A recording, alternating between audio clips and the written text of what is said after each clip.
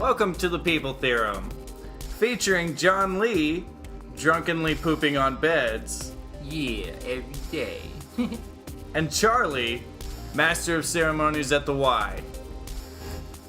Welcome.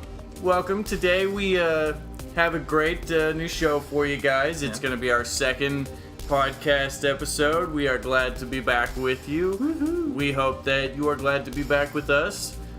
We do have updates on our Facebook and Twitter accounts in case you'd like to visit us, ask us questions, give us some suggestions for topics. Yeah, and if you want to look that up, our Twitter handle is @TPeopleT. So it's easy, kind of confusing, but it's easy. And for the Facebook, it's TP Theorem at facebook.com. All right, let's get into our first topic today. John Lee, what's on your mind? What do you want to get off your chest first today? Well, I'm a smoker, and I like A smoking. Midnight Toker? I don't know the lyrics to that song. I really wish I did now. Well, now you know 2 lines of it. That's true. I like smoking in public. I understand it's a health risk, but I still feel like a person's right to smoke. The laws are kind of infringing on that a little. Better in place now. I mean, I really don't know which laws, but I mean, I do feel like I should be able to smoke more places than I do. Well, there are the restaurant laws now that have been in place for at least a decade, where you have to have the separated ventilation, or 80% of your sales have to be bar sales, and you have to either still have it all smoking or all non-smoking at that point. I mean, separate ventilation. You said that. I think that can be done in most buildings at a low cost. I think people will get more business from having a smoking section. I agree. I remember the IHOP downtown here in Oklahoma City. I would go there all the time just because they had a smoking section at the time. Yeah. And it was a closed, separated ventilation. Also, I like to go to the Fridays here. Yeah. Because it has completely sectioned off bar that's all smoking, and it has a separated ventilation, and you could not tell at all that there had ever even been a smoker who stepped in that building. Yeah. I remember that restaurant you were talking about earlier, the IHOP back in the day. You know, back then I didn't smoke. The time period you're talking about. So I was in the non-smoking section often, and I couldn't smell the smokers from there.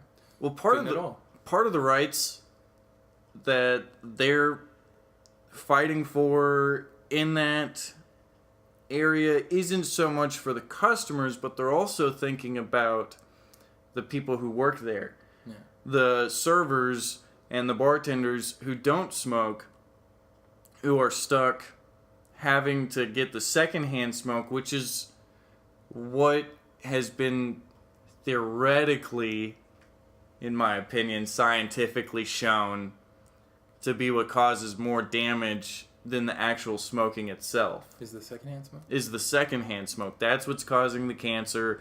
That's what's causing your kids to develop asthma.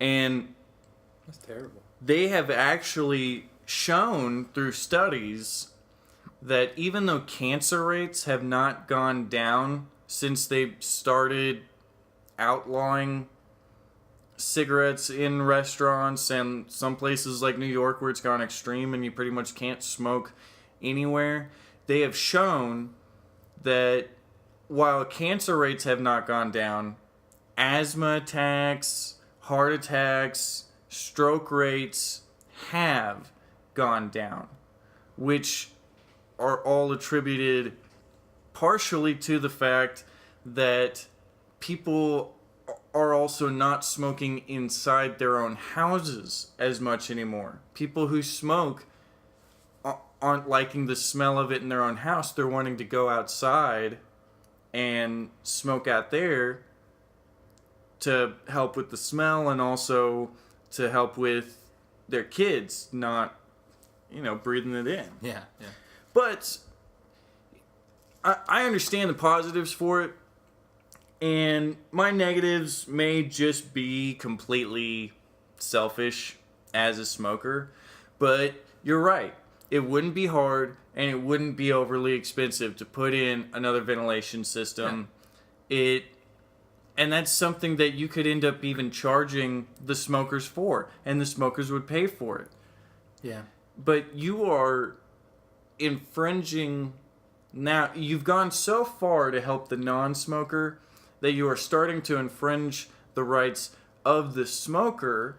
And you're going to say, well, the reason they're doing that is because it's bad for you. Well, if it's that bad for you to where they're outlawing it to where I feel like a criminal who can only smoke in either my car or my home, then why don't you just outlaw cigarettes completely? Yeah. What's the need to still have them if they're so bad for everybody? In New York, you cannot smoke in an apartment that does not have a shared separation or a separated ventilation in a shared ventilation building, because it'll spread throughout, I guess. They'll actually kick you out of your own home. This woman had like a $2 million penthouse in New York, and they found out she was smoking in it, and it was a shared ventilation building. They kicked her out of it. Oh, that would be terrible. Right? And that's bullshit. Yeah. I mean, who gives a fuck if I smoke? I, as a smoker, yes, should not be a total dickhole. I should try and not blow it in your face. Yeah. Or just have it around you. Be more conscious about the people who don't smoke. But at the same time, you can tell if I'm smoking. You can tell if I am a smoker, or even if I'm not smoking at that point because of the smell. I admit that it does smell. So, if you don't want to be around it, then don't be around me when I'm doing it. Man, that's hard to say for servers. I didn't think about that until you mentioned it earlier. A server having to go into the smoking section and serve somebody there. I mean, they're putting themselves at a risk that's worse than the smoker because they're used to the smoke. But a positive solution to that would be to just allow smoking servers to go in there. Just allow people who don't care, who don't mind the smoke, to be servers in that section. It's usually not a big section in there. I mean, you say that would be hard to do. Maybe as like a general manager of a restaurant would be like, oh, you don't want to have to separate people like that. But I don't think anybody would mind. I mean, I know if I were a server, I wouldn't mind working in the smoking section at all. Well, another form of smoking that people find to be very questionable in the practices and the rights of it is marijuana smoking. Mm-hmm. And another thing I really wanted to get to today was the legality of marijuana. Yeah. Everyone knows what's going on right now. There are 2 states where it's legal, Washington and Colorado. I thought it was legal in California also. Well, that's medically. Yeah, That's medically. I'm talking about for recreational. And there are about to be 2 more places by the end of this year, which one is Washington, D.C., and the other is Oregon. And then you've got somewhere around 18 to 23 states, somewhere around there where it's medically legal. Would you want people in the White House smoking? I think it's bullshit that the people in the White House can sit there and smoke and then arrest people for doing the exact same act. So you wouldn't appreciate any of your White House workers to be smoking? If Obama was sitting there smoking a joint while he was addressing the nation... Anybody. I mean, he wouldn't smoke a cigarette while addressing the nation, though. So, I mean, you don't have to worry about that. But I mean the security officer at the White House, chilling in the back, smoking up a doobie. I wouldn't mind it unless I was the president. If I was the president, then I might mind it a little bit. I'd be like, look, I don't care what you do on your own time at home, But when you're sitting here watching, He's at home. Okay, I don't mind. He just goes upstairs and goes to sleep. I mean, it's like a 24-hour, Right, but 25-hour job. But still, he's in the guard post. He doesn't have to do the guard post. They switch off, they take shifts. And so one of them has to go sleep at some point in time and get a little bit of chillaxing time. Yeah. So why not? On that relaxation time, if you want to go smoke, that's fine with me, but not while you're watching my back on call that moment. What's a negative? What would be some other negatives for the legality of it, though? I can't think of too many, actually. Now, you're just talking about a blanket legality over the whole nation, not just like Oklahoma, say? I'm talking about, yes, just completely allowing the federal legalization of recreational smoking. Yeah.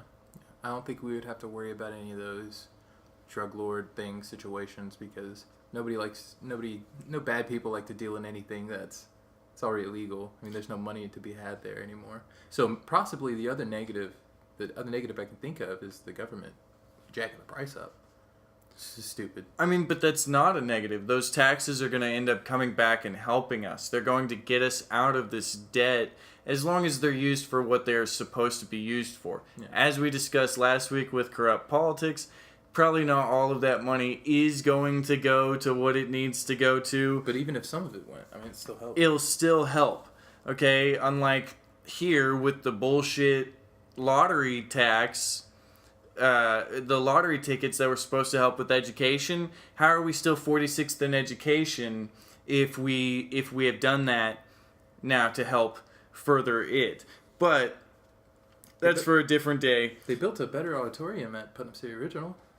I mean, it's pretty kick-ass, actually. Well, anyways, back to the marijuana legality. I have two negatives really that I could think of. Mm-hmm. One is that it does put more tar in your lungs than cigarettes. So it does have some negative health effects, but anything that you do too much of can have a negative health effect. Yeah. Drinking too much milk can have a negative health effect. Yes. You'll be fat. Not if you're drinking skim milk. That's true. The second thing that I could think of was marijuana.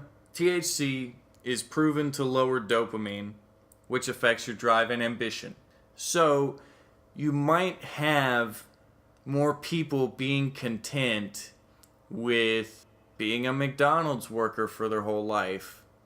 Or you'd have more people that don't need to shoot any higher than the stars.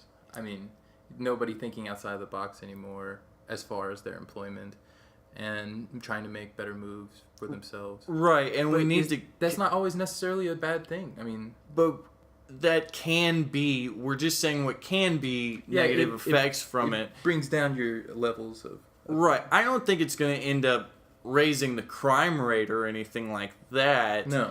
People... It'll lower it. Exactly. People are going to be... You're gonna cut out part of the black... All right, we're getting to some positive now. You're going to cut out the black market. Yeah. Or at least that part of it. At least that huge chunk of it. It's not that big. There are a lot of other drugs out there which are a lot more obviously terrible than marijuana. But, that's not here nor there. Right, but some other positives for it, like you said, we could tax it. Okay, Washington, it goes through 3 different taxes. Yeah. All 3 of those taxes are supposed to be used to help the state of Washington. And I don't see, with things like alcohol being legal and cigarettes being legal, why something like marijuana, when controlled and taxed, can't be something... It's not like we're saying, hey, you should legalize heroin, okay, or cocaine. It's marijuana. I think that's been talked about, though. I mean, heroin and cocaine have both been talked about being legalized. That's not the topic on hand, but there's a broader spectrum of this argument than the one we're having. But fuck fuck I hate cocaine. oh my or goodness, those are terrible. That's things. just awful. Oh, those are terrible. But I'm just saying, it's been talked about on a political level. I mean, people have talked about it. Ron Paul was asked the question: do you believe heroin should be legal, or do you believe heroin should be illegal? And I believe he said no. I would like to double check that. I watched that on CNN during a little timeout that I had. A timeout? Yeah, a little medical timeout. Oh, okay. I thought you broke my back, and I was on my back for a long period of time, and I watched a lot of CNN and Fox 2, just all the news channels, and there were a lot of this debate going on, talking about it was around the time where Colorado became legal. I was in the hospital when it was legal to smoke marijuana in Colorado. So why didn't you go to Colorado? Because I couldn't move. I mean, and I didn't have a reason to or the finances to just pack up and go. But I couldn't move out of my bed. I was just sitting in my bed going, ah! Like, so you couldn't have asked your mom or a friend to just wheel you out of the hospital and take you to Colorado? There was going to be no wheeling anywhere. Whenever, the day it was legal, the day I saw it on the news, I was trying to heal up from a 3-4 day previous surgery. So you had morphine, so you didn't need marijuana. Oh, no, not at all. I was a kite. If morphine were legal, would you use it? No, I don't like how pills make me feel, and I've taken them on prescription. What if it was a liquid? I don't like how the chemical feels. I mean, I would probably drink the liquid. I'd throw it in my Sprite everywhere. Yeah. And just walk around with just a morphine Sprite. Yeah, the new form of lean. Yeah. Called lie. Because you'll be lying on your ass. Another positive that I thought of, you're going to clear up so much jail space. Oh, yeah. I mean, there's so many people who are in jail for a victimless crime. It is incredible. Well, and they have increased jail population rates and just the amount of jails in the country. The rates of those being built has also increased, which is doing nothing but taking taxpayer money. Yeah. And what's really stopping this process? What's really stopping the whole progression of it being legal? I mean, because it's happening. You know, there are states we talked about that are making it legal. What's stopping this process? Who's stopping the process? I think part of it is the alcohol and the tobacco lobbyists, because they have been... Because they don't want them getting in on the money? No, because they've been getting in with the politicians for so long that they've been giving the money to the politicians to just kind of back off of them a little bit and just be a little bit more lenient on this law and have a loophole in this law that allows them to get away with more, as long as both companies or both parties, the politicians and the tobacco or alcohol companies, are both still gaining more money. And I think that the alcohol and tobacco companies, yes, are afraid that if weed became legal, it would hurt their profits. If I could legally smoke marijuana all day, just like drive down the road and be smoking a joint, I could definitely quit smoking cigarettes if that were the case. Yeah, I don't believe I would. But as you said earlier, it puts more tar in your lungs, so you're not getting away from that problem. But it's not the tar in cigarettes that's giving everyone cancer from the cigarettes. It's the carcinogens that they put in the cigarettes. There are way, way, way fewer carcinogens in marijuana than there is in the tobacco after they add all the fillers. The ammonia, the rat poison, that's for real. They put that shit in there, dude. Do you think that they would do that to marijuana? Do you think you would be able to at one day? They haven't in Colorado and Washington. Well, not yet, but it's not legal on a national scale yet. I mean, once that happens, once it's legal everywhere, it's going to be a big corporation, and just like tobacco. I think people who grow it are, maybe that'll happen outside of our lifetime, but I think the people who grow it actually have a passion and a love for doing it. Yeah. That, like, musicians who wouldn't sell out to become pop artists. Okay, I think a lot of these marijuana growers would kind of pull the same the same trick. A lot of these botanists. Exactly. But do you think people would have such a negative view of it if it were legal, or if marijuana had been legal as long as alcohol? Huh. Because a lot of people I talk to say that if it were legal, they'd probably smoke it. They try it? They've probably most of them have already tried it at least once in their lifetimes. And I'm talking about younger people, older people, and they all say, or most of them say, that if it were legal, that they would smoke it, and that if it came to a vote, they would vote for it to be legal because they understand the amount of money that they could make on the taxes from it. So my final question for you before we move on to our first game is, do you honestly think that people would even feel any type of stigma against it if it had been legal for at least 100 years? Yes. All right, it is time for our first game. We are going to bring back a game from last week. We like to kind of change up some of our games. We do have a new one coming up for you a little bit later, but we're bringing back Yo Gotti this week. Yo Gotti! More than meets the eye. Thank you, John Lee. I needed that. You're welcome. All right. Will you explain Yo Gotti for all of our new listeners, please? Well, you heard it last week if you tuned in. Basically, we think of a name for a different category of people that is worse than the name Yo Gotti, because it's a pretty bad name in my opinion. Yeah, that's a pretty bad rapper name. I am up. So this week we're going to do wrestler names. I think that's cool. Wrestler names? Wrestler names. I can do some wrestling. I hope not. Wrestling names. That's not what is going to happen. Nope. We're not freestyle wrestling. I hope not. We could record it on the podcast. People could take bets. Put the bets on our Twitter account or our Facebook, and then we will be the bookies for our own bets. There's nothing scandalous involved here. Wait. That's the best idea I've ever heard, Charlie. Oh my god. Let's do that. But let's do this first. All right. Tell me your first wrestler name, John Lee. Lily Flower. Why?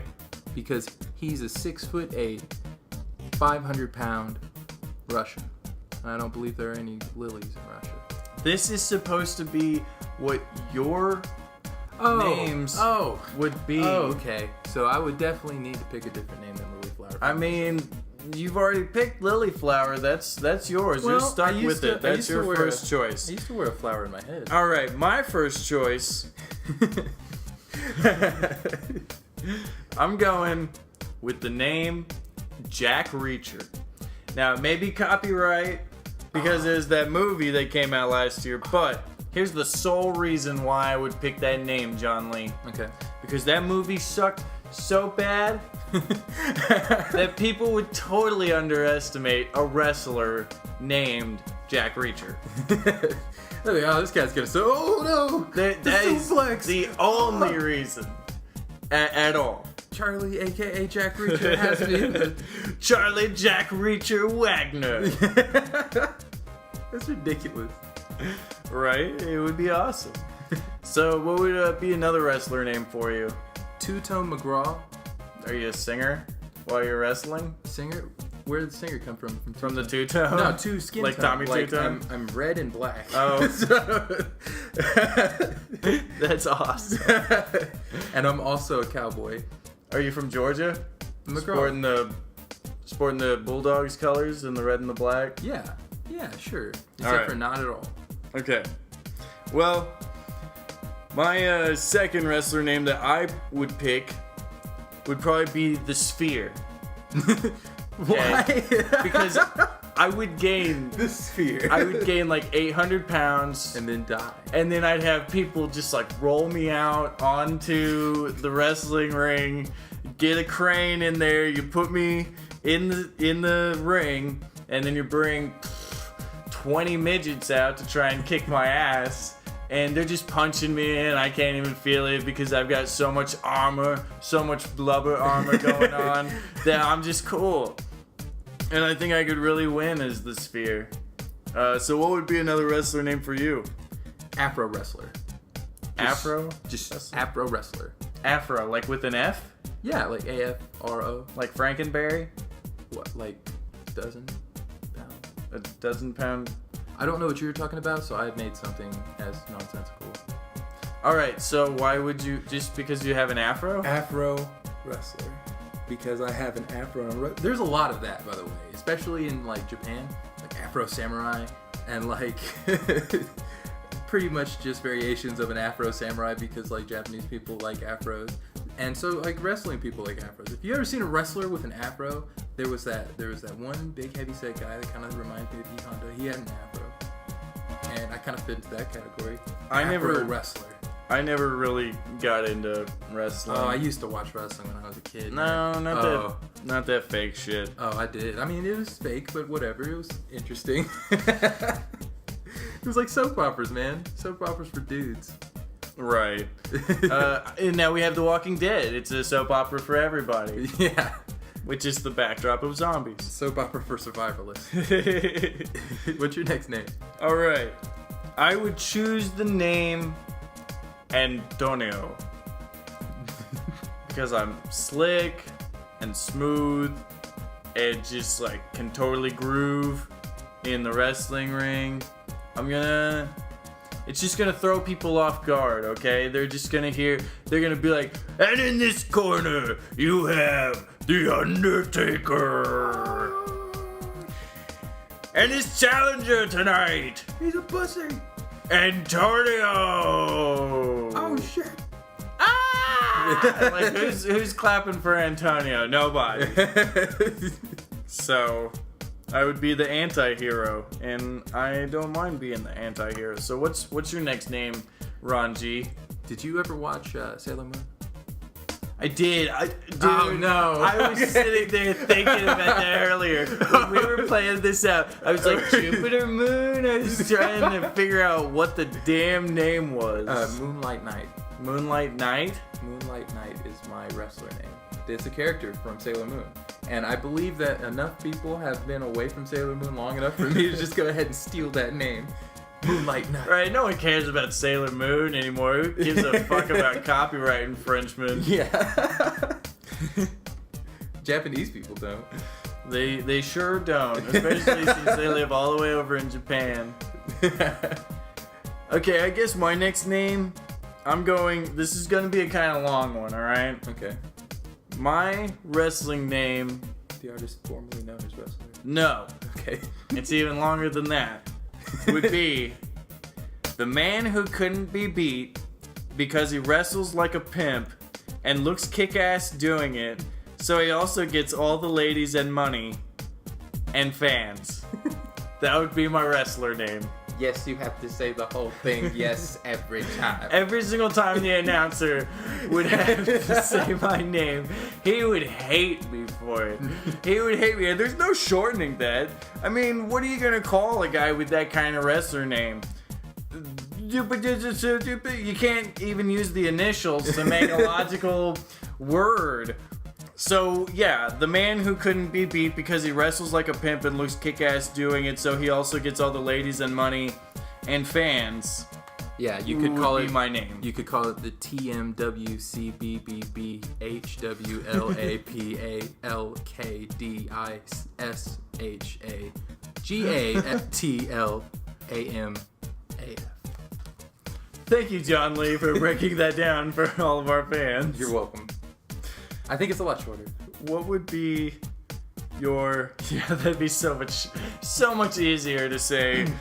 TMWCBBHWLAPALKDISSHAGATLAMAF over the man who couldn't be beat because he wrestles like a pimp and looks kick-ass doing it, so he also gets all the ladies and money, ... and fans. Good job on that one. Thank you. So what would be your next wrestler name, John Lee? The Final Boss. The Final Boss. That's actually not too bad. I know, right?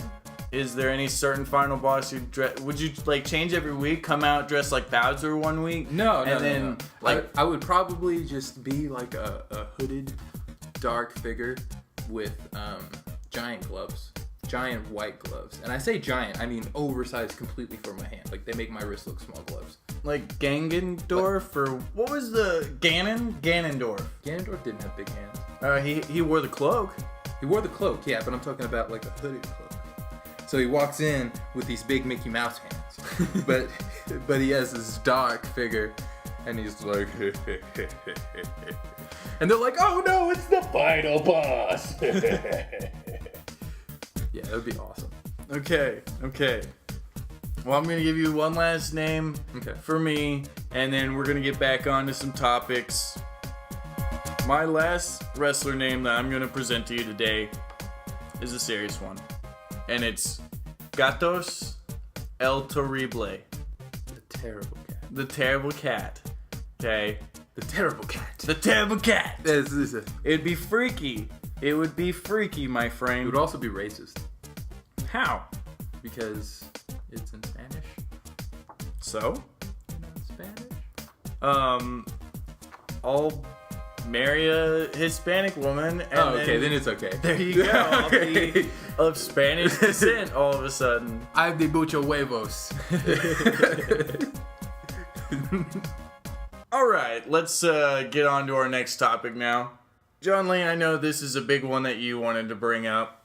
Oh wow, just single me So, out like that. I'm singling John Lee, you I know out, you were thinking about and killing I'm gonna yourself. have you bring in the intro about how you're so curious Okay. on legalized suicide. Note that I do not want to be a part of the legalized suicide, but I do feel like it is a option for some people in certain situations.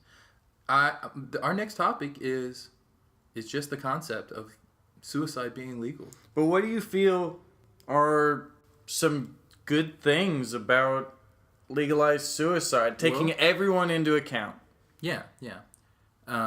Some good things are for us as people who aren't a person subject to a terrible illness or something that they might try to live through but are not going to. I mean, somebody who gets Ebola has no choice, has no options. They just have to live out the rest of their life painfully. Right. I mean, we have no treatment for it. We could potentially find a cure one day, but even if we do, we don't necessarily need. But not everyone dies from getting Ebola.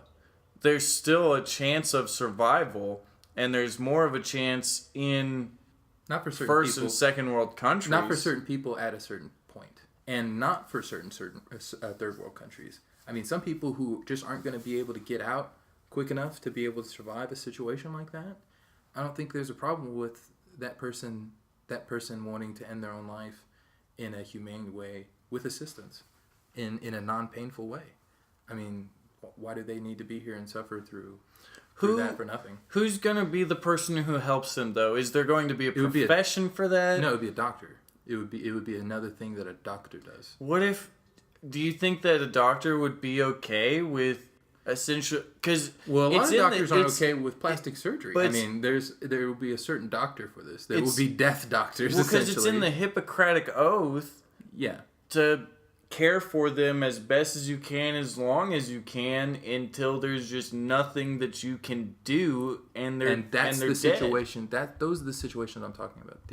There's nothing you can do, and it's already been established that there's nothing you can do. I'm sorry. And then the person requests to go ahead and go through the assisted suicide. That's the situation I'm talking about. I'm not just talking about you feel bad and you come in one day and you're just like, hey, I want you to just kill me, please. Just fucking do it. Just fuck it. I stubbed my toe today and fuck that. Like, no, that's not cool. Well, think about this, John Lee.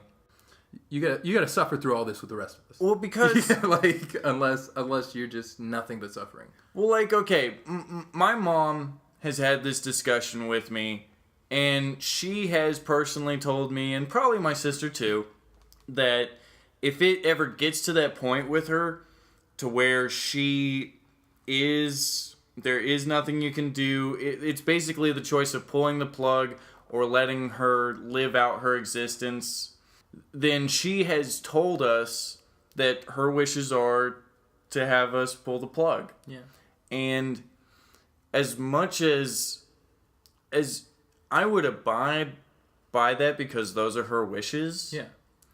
But I would also not feel right about it. Yeah, definitely. Because in my eyes, you just don't want to, I just don't want to be the person who ever has to decide when someone else dies when they don't. I, as a Christian, believe that's what God's supposed to do. And I'm not talking about somebody else deciding for you. I'm saying at a certain point. No. I'm saying that my mom has decided that she wants my sister and I to do that. I'm saying I wouldn't feel she's assigning me to do that which I don't want to do. Yeah. So okay. Prep it like this. Just like we have organ donors, we have people who in certain situations will be given the option to have an assisted suicide. They've already stated on their driver's license that if it comes down to it, that is a decision that they've already made. That's a possibility in their head already. If like I put myself in a situation where I'm like, if I'm not of all my mind and I'm in a situation to where I can request assisted suicide anyway, then you guys can do that to me. But a person who hasn't already said that, then that means that you can look at that situation to where they're in a situation and they're like, kill me. And you can go, well, okay, they're not in their right state of mind. They haven't already put down that they would be up for an assisted suicide. So we're not going to do it. We're just not going to do it. Because there's a possibility that person wouldn't actually want. That's a simple process. That's a simple process we already do for organ donors. And then that's the person making the decision and not you making the decision for them. You know? You're not going, let's pull the plug. That person's going, don't pull any plugs. I want to get out of here comfortably. But it's not about, I'm not talking to you about anything that has to do with anyone. If you're going to have someone kill you, that needs to be your own damn decision. Yeah, and it will be. And that's what, I'm not arguing with you against that. What I'm saying is, when you are doing that, it's not a victimless deal. It's not just affecting you. Yeah. It is affecting your family. Yeah, it is. But it's also something that is going to happen anyway. People are going to commit suicides. People are going to do this because they feel it's right for various reasons. You can give people a reasonable way out, at least. We already do that for people on the death row. So, I mean, if we can do it for them, why can't we do it for people who want that by choice for a real reason? Because we're putting them to death against their own choice. It's just... Is that better? It's just through society and evolution. I mean, that's another topic. We decided that was the most humane way to actually kill someone. I think it's also whenever you were force killing them. I think it's also a humane way to do it whenever they're requesting it. I mean, for people in a bad way, and not just like, oh, I'm depressed. You know, it's like, oh, I'm gonna die here in 6 months, and I'm not even gonna be able to walk or eat, and you're keeping me alive with machines. There's a way to end that person's life. So if it were legal, would that be the style that you would think would be the most acceptable, is just lethal injection? Yeah, I would think that would be the best way. There's probably a lot of gas chambers too that would work, but I mean, if I were putting myself to death, I wouldn't want to be in a chamber. The last place I would want to be on a hospital bed. So probably injection, yeah. I wouldn't even want to be in a hospital bed if I knew I was going to die. I'd want to be in the comfort of my own home. Well, and with an injection too, that could happen in your house. So what if there's like a three chamber injection, right? So one that puts you to sleep. Would you get a prescription for this? It would be wherever it could happen, and you wouldn't have to go anywhere for it because you probably couldn't move. I mean, that would be a stipulation. You're in a situation where you can't move either. I mean, if you can walk, you have a lot of your functions, and you probably don't need to die. Okay, so you're saying a paralyzed person should be able to kill themselves?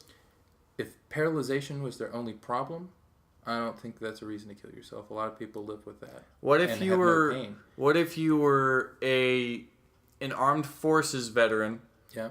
who became paralyzed and had PTSD, hardcore? Yeah. What about them? No.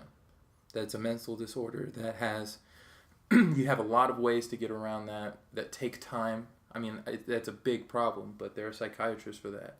And there's no quitting on the machinations of the brain, really. So Until brain death. what are you saying would be some of these extremes that'd be allowed? Viruses that have taken hold in somebody that they can't be destroyed. Diseases that can't be stopped. So if someone had AIDS, that's a virus that can't be destroyed. At a certain point of that of how AIDS progenerates, is that Progresses?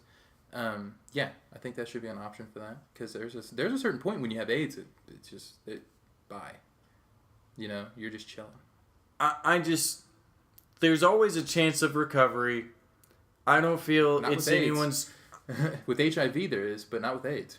But even AIDS, you can still live for quite some time. Yeah, and then die in pain, in like a massive. A amount. lot of people die in pain, John Lee. That's true, but when there's an option to not, why wouldn't we take that route? But by the way you are describing it, you're saying that it almost sounds like it's still going to have flaws in it.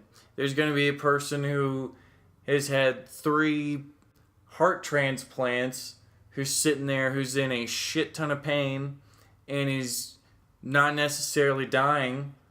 And then if you're not necessarily dying, you can't be in assisted suicide.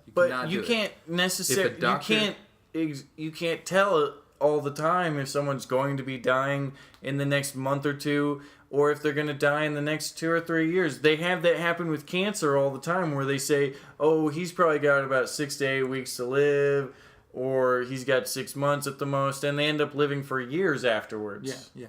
I'm also not saying that this is the way everybody should go out.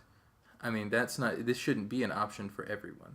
This isn't an option for everyone. This is an option for a very specific group of people where you know what's going to happen at least weeks in advance. I mean, in these certain situations, you'll have people who are just laying there dying, and all the hospital is trying to do is comfort them. That's it. In those situations, you should have a way to off yourself. Just and hero out of there. How would you go about getting a sign off on something along those lines after you got it from? What if you were incapacitated? Yeah. Like in a coma? Yeah, like in a coma. You can't be killed out of a coma. You have to be conscious. What if you don't wake up for 40 years? Then at the end of 40 years, if you're still in immense amount of pain and they haven't found any way to cure you of your illness, that's when you can request for assisted suicide. But like, what are the protocols that you would take with the families in this situation? You're still going to have to deal with someone besides just the person who wants to commit suicide. All right. Here's what I'm trying to say. Barring all uncertainty of death that is coming up, any person or persons deemed unsavable by the hospital that they're in should be allowed to have help out. How are you? Because I could see some, and as fucked up as this sounds, I could see to where there could be a lot of corruption with that. People could come in, maybe this is just me being paranoid, but people could come in dressed up as doctors, then have that lethal injection. They're not just going to do it on the spot. It's going to be a process. There's going to be paperwork. There's going to be you don't just rip somebody's organs out. I mean, you gotta go through a lot of things to get organs out of a dead body. You got to go through a lot of things to finally get to that point to where you're in the room with the injections. You could even keep that injection on an off-site outside of the hospital. Is one of those things going to be a psychological evaluation? Because I feel that it needs to be. Oh, yeah, definitely. Oh, yeah. This is a process. I want to get out of here. All right, well, there's a psych at most hospitals. There's a psych at hospitals that would offer this. And I mean, that's the process you're going to go through. It'd be simple. We'll breeze right through it. People will be offing themselves in no time. John Lee, I have another question for you. Do you own a gun? No, I don't. You don't own a gun? I do not. Not 1 or 7 No. or 17? No. Neither am I telling anybody my address. So I know it's on Northwest 10th Street and MacArthur. Yeah, somewhere around there. It's those apartments. It's 412. Why, I oughta. I No, mean, I don't. Do you? actually, I do. I own one. Yeah. I mean, you see pros to having guns, though, right? Yeah, totally. You see the good things about being able to have a gun. Protecting your home. Protecting your home. Yeah. Even recreational use. Some people go hunting. I personally don't. But I treat that like I treat fishing. Whenever I go out fishing, I use someone else's poles. So, and if I do go hunting, just like with fishing, I'm not going for sport. I'm doing it to actually, if I'm going to kill a deer, I'm going to bring it home and cook it and eat it. it'd be good too. Well, I don't really like deer, Have you ever to be had honest with you. Yes, I wouldn't say I don't really like deer if I've never tried deer. At least I'd just be ignorant. A lot of people say ignorant things like that. Well, those people are ignorant. That's true. I've had deer jerky and it's delicious. Actually, I also have some peanut brittle. It's just that kind of gamey. It's that kind of gamey taste. It's just that little bit Gamey? of- What the hell does gamey mean? I know we're talking about gun control, but what does gamey mean? To me, it almost means just kind of a little bit of the slightest bit of like a sour aftertaste. Not sour. It's not like I'm eating sweet and sour chicken, getting that kind of sour aftertaste. But there's just it's a very precise aftertaste when someone says gamey, my friend. We're talking about gamey deer meat. What are the cons of having guns? Well, I don't see anything wrong with having a gun. I see something wrong with having too many guns. I mean, but that's like a personal, that's a personal That's a thing. personal preference. I wouldn't want to infringe on anybody's rights to have too many guns. I don't think there's a con to having guns. I think it's the lack of education and the lack of screening processes. Here in Oklahoma, you just have to not be a felon. Yeah. That's it. Yeah. And then you can go get your gun. If you go to a gun show, you can buy that gun that day and you can buy that gun that day and that gun is yours to keep, to own. Some guy bought a fucking rocket launcher out of, I kid you not, bought a rocket launcher out of a gun show in Seattle a couple years ago. But I remember reading the story on the news. But people just don't understand the safety aspects of a gun. Too many people think it's a toy. Yeah. When it's not. It is just it's a car. Yeah. When you really break it down, it's just as dangerous. If you hit someone with it, you're going to kill it. If you shoot someone with a gun, you're going to kill it. Most likely. If you shoot someone in the leg and you don't ever do anything about it, they're still going to die from it most likely. Either from bleeding out or the infection of having a huge metal. You have a huge vein in your leg that, if that gets severed, you'll bleed out completely. And There you people go. Get shot in the leg like that all the time. I mean, not every shot in the leg's going to hit that artery, but if it does, you're gone. I mean, unless there's a doctor right there. And probably there's not. After a couple of these big-time school shootings that's happened over a couple years, one of the topics that keeps on coming up is if teachers should be able to start carrying guns. Oh, Jesus, no. No. Oh, my God. Do you know how crazy that'd be? You should need to not- stop talking, Billy! I said, shut up. Now do your homework! Do your homework! But Never mind. That would be great.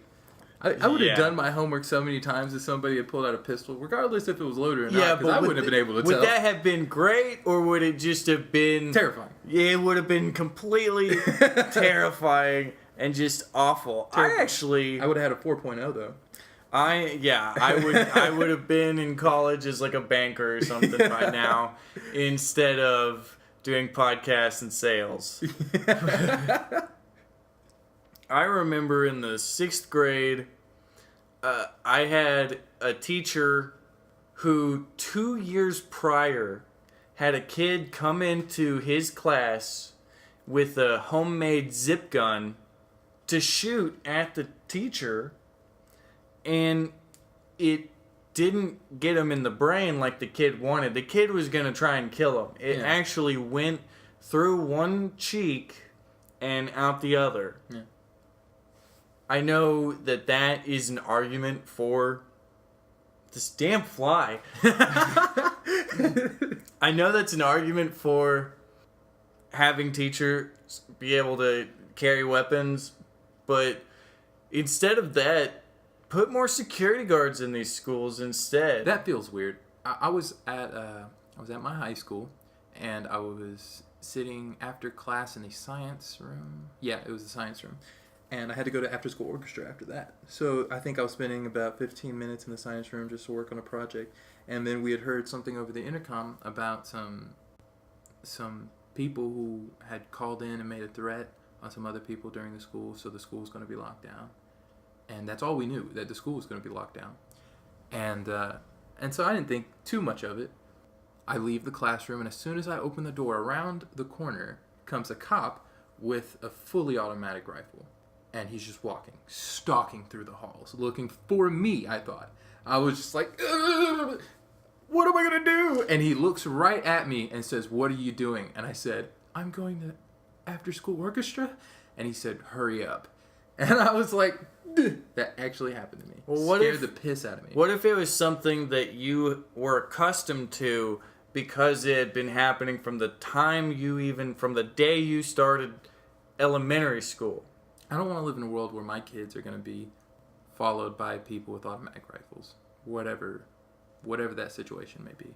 I mean, yeah, if I were a kid and I were absorbed to that, like if I saw that all the time, it wouldn't be an issue after a while. It would just be something that happens. We're good at adapting as human beings, but I don't want that. Like I don't want that. That's a terrible way to live.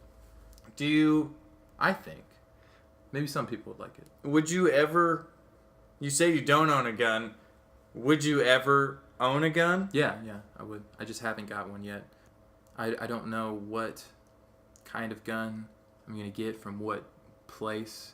I actually don't know I don't understand all of the licenses and things that I need to have, but I'm pretty sure in Oklahoma it's an open carry. So, I mean, I'm not going to take it outside anyway. I just want a gun for my house. I just want a shotgun. Right. You don't need a license for that. I don't? No. You can just go and apply. They'll register the gun to you. Yeah. It'll take a few weeks probably, but they'll be able to then give you the shotgun. So, like, I'll go there and I'll buy it. I'll, like, throw the money down on the table, and then they'll hold on to my gun? I think you apply, and then, if I can remember, I think you apply for it, and then as long as they call you once you are approved, or they might even get the approval before you even leave, and then they tell you, hey, we got the approval, hey, we didn't get the approval, it's going to be this much, here's your gun. Huh, that's interesting. I think I'm going to try that. So, I think, one last thing before we get on to our next game. I think that some of the people screwing up gun ownership for people is, look, everyone's fighting for gun ownership, and I agree with every single man, woman, and child should be allowed the right to bear arms. It says so in our Constitution. It's been that way since the beginning of this country, and there's a difference, though, people have to remember. There is a difference between owning a gun for your protection, which is what it was written about, what it was written for in our Constitution, and then there's also being just completely overboard with it, buying no one needs a fully automatic rifle to protect themselves in their home. No one needs a gun that can shoot 200 rounds a minute of hollow point bullets, 2,000 yards, to go kill a fucking deer. Yeah, you don't.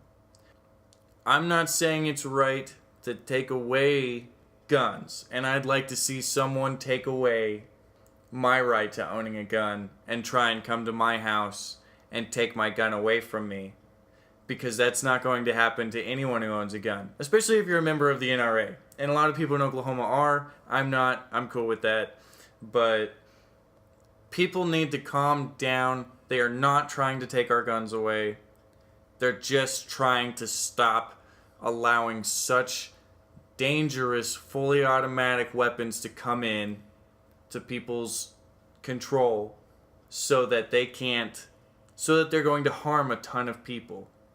So just everybody relax a little bit and just hold on to your pistol, because they aren't coming after it. They're coming after the people with the rocket launchers. Alright, it is game time again.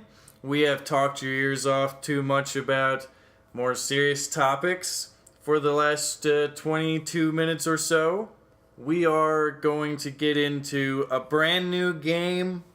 It is called To and Fro 5. To and Fro 5! More than meets the eye. Oh, I did that earlier, didn't I? Yeah, you did. We're sounding a little repetitive now. More than meets. So, the way To and Fro 5 works, it's basically a hit and miss question and answer, quick hitting game. We're going to put 2 minutes on the clock. John Lee is going to ask me a question.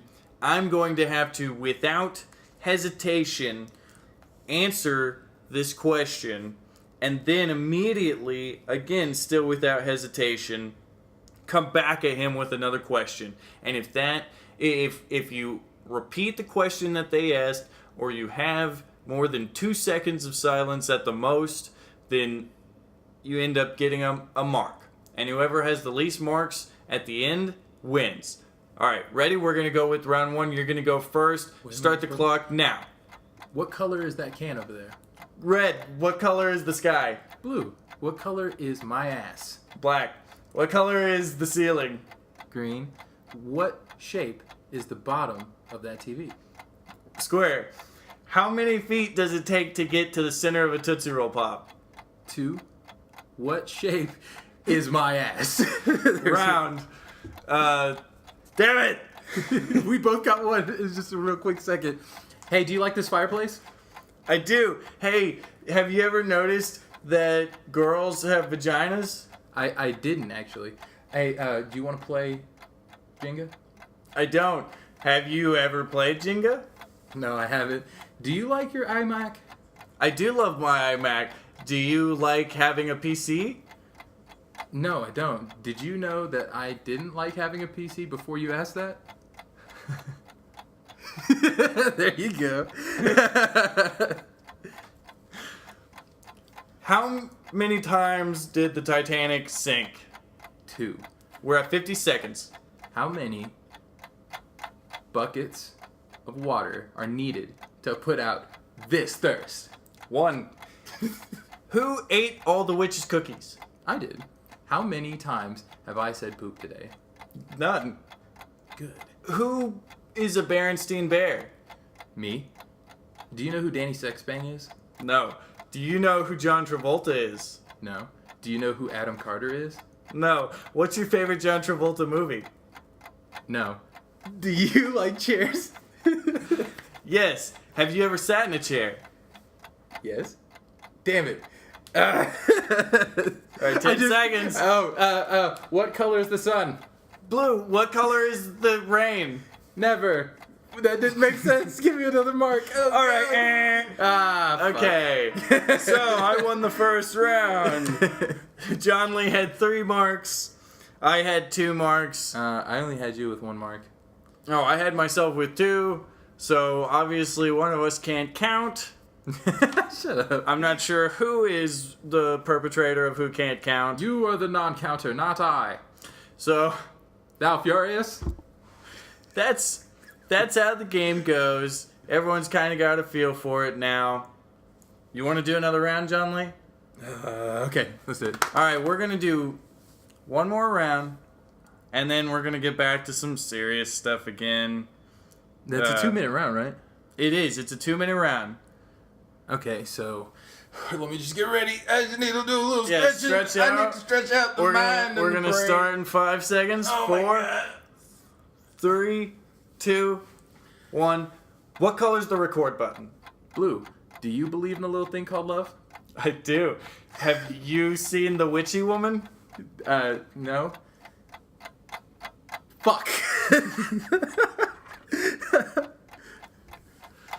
Does she sells by the seashore? No. Can you say a tongue twister without slurring? Of course not. Is that bag over there red or is it just blue? It's just you. What does that bag over there say? I can't read it. That's the answer to that question. What color is my car? White. Why can't you read? I never read before. Why would you release personal information about my car? Because... Damn it! What color's my pen? Blue. What color do I always pick? Green. How many licks does it take to You asked that Get question before. get a computer wet? Oh, 2. Was that the same answer as the question before? I'm not sure. How many questions can we repeat from previous rounds? 3,862. What color are my shoes?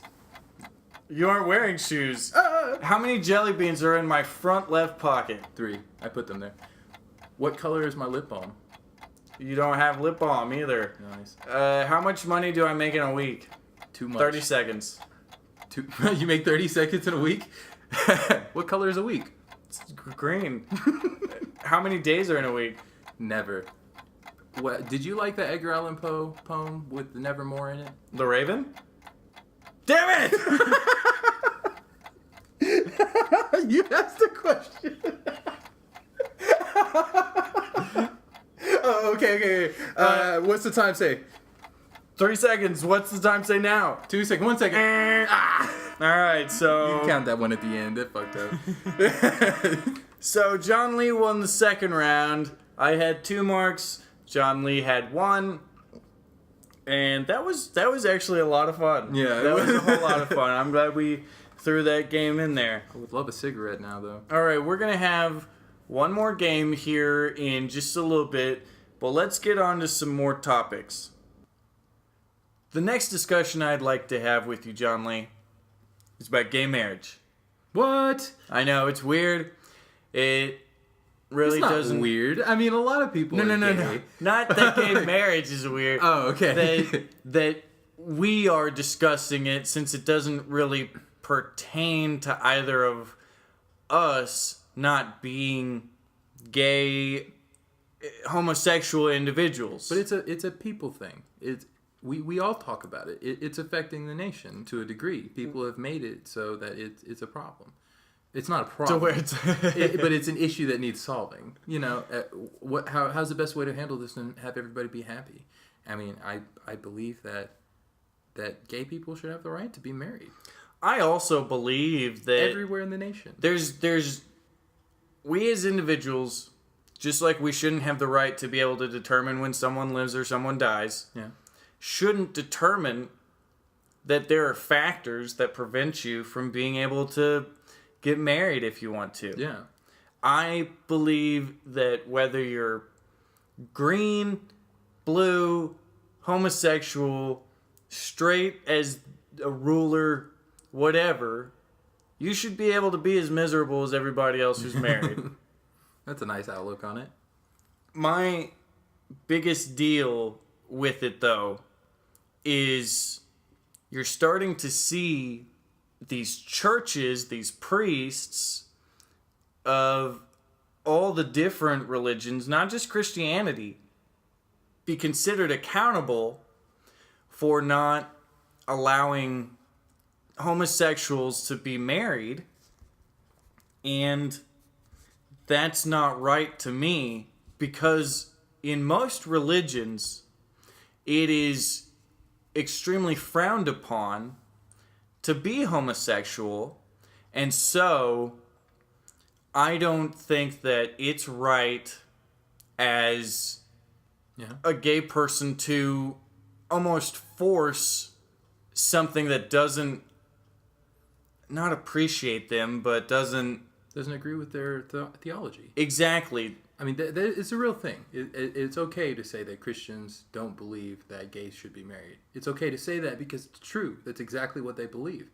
But as Americans, we have a lot of religions here and a lot of non-religions. And we have to deal with all those people at the same time. But it's not just the Christian religion that frowns upon homosexuality. Yeah. I mean, it's most religions. That's wrong to say most religions, but it's most major religions that are being dealt with day to day on the news and in public. I mean, I don't think Muslims like gay marriage either. I don't think that. Well, Christians don't, and Catholics are kind of Christians.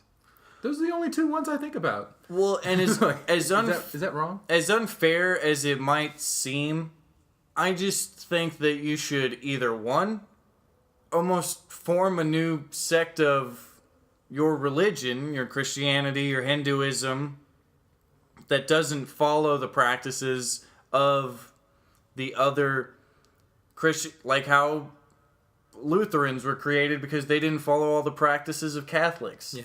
Okay, have a new sect of Christianity that doesn't follow the idea that being homosexual is wrong. You're still going with and then you have your church ceremony and you're able to still do it in the tradition that you feel comfortable with, but to get married under the Christian doctrine in a Christian ceremony in an unchristian behavior such as being homosexual, doesn't that sound just a little bit hypocritical somewhere?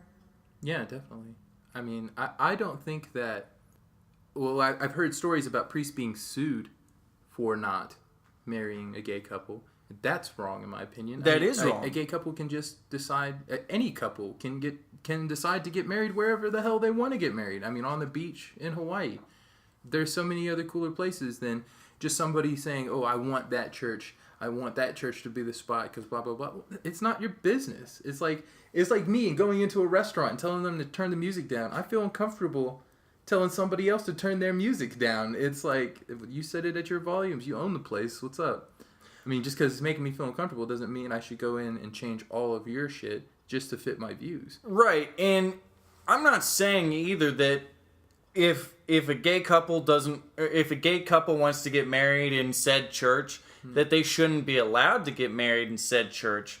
But it is a little hypocritical whenever you think about that idea of it, hey, let's go into a Christian building and do a Christian thing whenever we're going to be completely frowned on by the entire Christian community for this. I know that shouldn't have an effect on you doing it, but instead of blaming the priest who's not going to do your marriage and trying to sue them, don't blame anybody for it. It's no one's fault. So you should be able to still get married in whatever venue of your choice. That you can get. That you can get, exactly. But under the law, gay couples should be just as married as any other couple. I mean, there's no reason that there should be any separation there. But as far as the venue, I mean, sorry, pod people, but you're going to have to find a way to get married on your own. I mean, without pissing somebody off. You're going to have all the protection under the law, but you can't just, kick in the door of a Catholic church and be like, this is going to happen today. Right, because everyone has in America the freedom to be able to have this whole set of rights that a lot of places don't have. I'm sorry if I'm sounding patriotic here.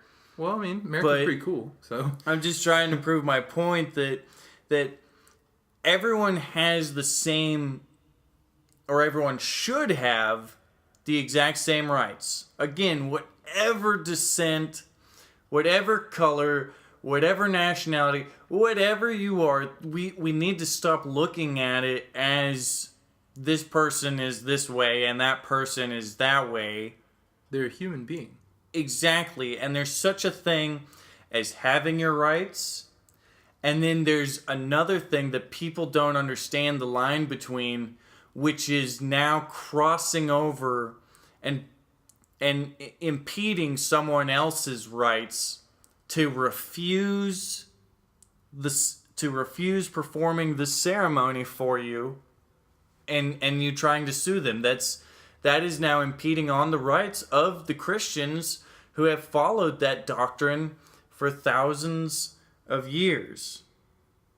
Women's equality. Now, what about women's equality, John Lee? I do not know. I have no idea where to begin on that subject. I mean, I think that, just like the previous topic, everybody should be treated equal. Now, in what situations are women not being treated equal? All right. I did some major research for this because I'm really interested in. I'm hearing, and maybe it's just that we're young. Yeah. And we haven't had enough time to really experience and see it. But all I hear is that women's inequality is still very prevalent in the U.S. And you could say women are just saying that, but I mean, who else would say it? It's their situation, so they're the ones who are going to speak out about it. And maybe we're looking at something a little skewed. Well, and I always had the understanding that I thought it was way worse in other parts of the world besides the U.S., which I still feel that way. It is. Like in Saudi Arabia, okay, women can't ride a bike, they can't drive a car, they can't even leave their home without a man accompanying them. Jeez. Whether it be their son, their husband, if their husband owns the property that they live in and dies, and you don't have a son, if you do have a son, that land goes to your son. Your son is considered the owner now, whether he's 2 years old or 20 years old. The woman does not get it back, and if she doesn't have a son, then she can't continue living on that property. She has to move to her husband's brother's house or something along those lines. Another man from the family. Another thing, in some countries, marital rape is condoned, especially countries that allow underage marriage, fixed set-up marriages. Both of those things that you mentioned, over here in America, we would probably treat them as like customary or something that, people just understood. Because I know a lot of women who don't like to walk to their car alone. And everybody views that as, oh yeah, cool, safe. But what we're saying is, in these other countries, it's a law. If your woman's seen riding a bike with nobody else, with no man, then there's going to be a legal problem there. Exactly. Yeah. In Chile, women can't even own land. Yeah, that's crazy. Yeah, it's that's crazy. I'm calling another culture crazy here. I'm calling another way of life crazy. I'm calling another thought process crazy. It's something that I don't like to do, but just to be fair to human beings, that's crazy. And it's just, that is unbelievable to me. That is backwards. If it were still that way, if it were that way here in America, then I could understand we'd have rights, the woman's plight, you know? Yeah.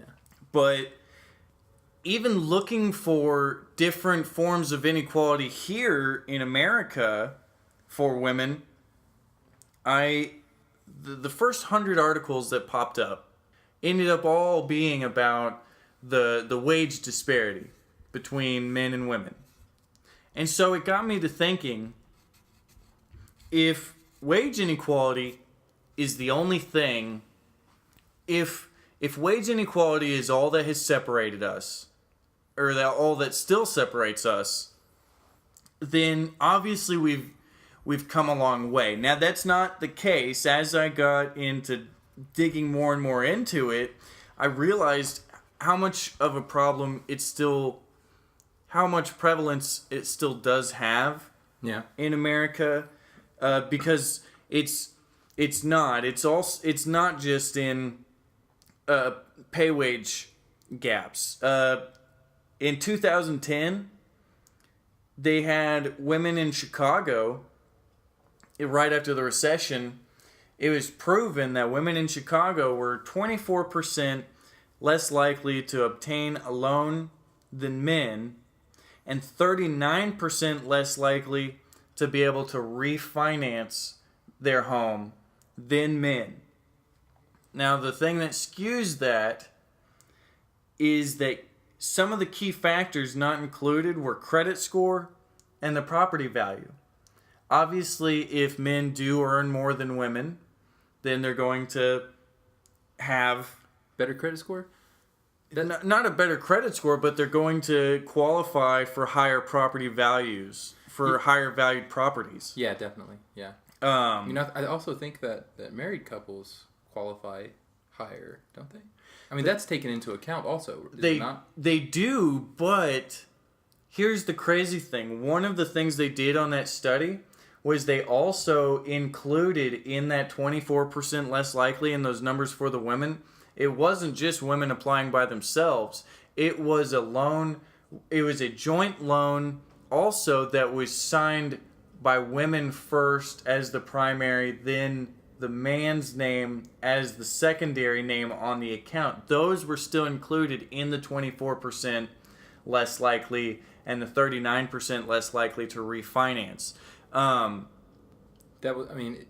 I'm thinking is it was a little different because that was a married couple going into it. Not just because there were two names signed or because the woman's name was signed first, but because it was a married couple, so these people are probably going to be able to pay for this situation together. All right, you could be financed. Right, they'd be able to qualify for higher property values if there are two names on it instead of one, I would think. Yeah. But one point you made earlier about how you think it might be a little skewed, I also agree. Yeah. That it has become a little skewed, and that as unequal as it still is, it is becoming a way better situation and more equal by the year. But did something happen in the recent year or something? Well, one of the studies I was reading about yesterday, it was telling about how of the 300 largest traded public companies in the U.S., women were CEOs of 14 of those 300 companies. Now, that doesn't sound great, but of those 14, 8 made more than the median salary of $11.6 million, compared to 6 that made less than the median, but still more than some of the male counterparts. They weren't on the bottom of the totem pole. They weren't on the bottom of the totem pole, some of them, but also reading into it more and more, CEOs, these high-powered executives, a lot of it is performance-based salaries. Again, for example, Carol Merowitz, the CEO for TJ Maxx, out-earned the male Macy's CEO by $9 million last year. $20 million to $11.6. The Macy's CEO made right at the median. But if you look at the numbers, TJ Maxx has outgained Macy's shareholder return each of the last 3 years. That sounds performance-based to me. She's on top. He made less, and he's made less continually for the last 3 years for the company, so obviously she's going to get paid more. There's even Virginia Rometty is another CEO from this study. She turned in the worst performance of female CEOs of these 300 companies. She had a minus 0.2% return in shareholders. She still made $13.2 million last year, which is higher than the median of the 11.6, which means that with the bad performances, she's still making more than a lot of men in better positions. And women CEOs have outnumbered male CEOs in performance by 50% last year.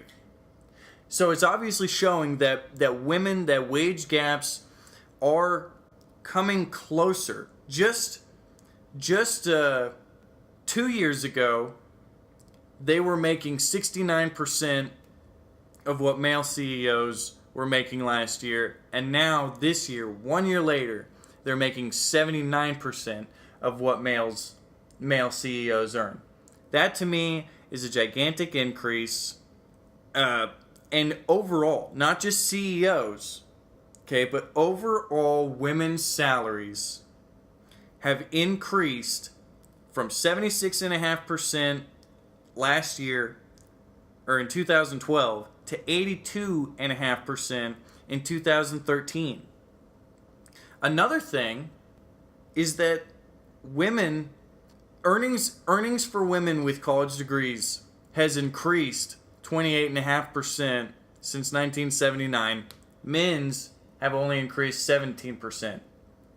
Also, the number in women going to college outnumber men, and it has grown from 2.5 men to every woman all the way back in 1947 to now we have 2 women for every man in college. So it's just closing more and more. Not just in my opinion, but when you look at the actual numbers on it. But John Lee, one question I have for you about this is, and this may be somewhat sexist, we are a show that doesn't give a fuck. We're going to talk about what we're going to talk about. We're going to offend some of you. We apologize. Kind of. Yeah, we apologize if we offend you, but we're not apologizing that we're talking about it. John Lee, with those numbers in your brain now, do you feel that it is still male fault that women, because one thing that women say are part of the inequality is the fact that we treat them like sex symbols, like objects. Funny thing, Virginia Rometty, right? Mm-hmm. That was that name? Yes. Is it weird that I find that name sexy? I mean, it just naturally, whenever you, not when you say it, but just when anybody says Virginia Rometty, my nipples get like extremely hard, like they were iced. Well, and that's just a part of it too. Is it just a learned behavior that we as society have taken over? Because it's been happening. Women have been made into sex symbols and sex objects. I don't think that should have anything to do... ancient Egyptian times. No, but it does. It holds them back in the equality because they are held in a different image than male counterparts. But we're held in a different image from women. I mean, there should be 2 different images because there are 2 different images. When you look at a woman and when you look at a man, they're different. And we have jokes and things like that. We say a lot of men are very serious about their, catcalls and things like that. But that's going to happen because women are the doors and we're the keys. And that's how it's always going to be. I mean, tell me it's any other way. Tell me when you look at a woman, you don't immediately think about banging that chick, even if she's ugly. I mean, and sorry to call somebody ugly, but there are people who are unattractive on the planet, and I have imagined banging those people, and they were women, and I can't help that thought, and that has nothing to do with what I think they should be getting paid in the workplace. It's just a natural subconscious thing. Yeah, I happen to want to bang somebody, and it's just like, hey, look at you, you're hot, Virginia Rometty. But do you think that... I do think it's a problem on some degree. I do think the degree that we take it to as men is a problem whenever we're mixing it into business. Whenever you're thinking about somebody's sexuality on a business level, then there's a problem there. And as a business person, you should be able to separate yourself from that. One thing women find so sexist is that... One thing that women find to be unequal is that if a woman ends up having sex with a bunch of partners, then she's considered a slut. Yeah.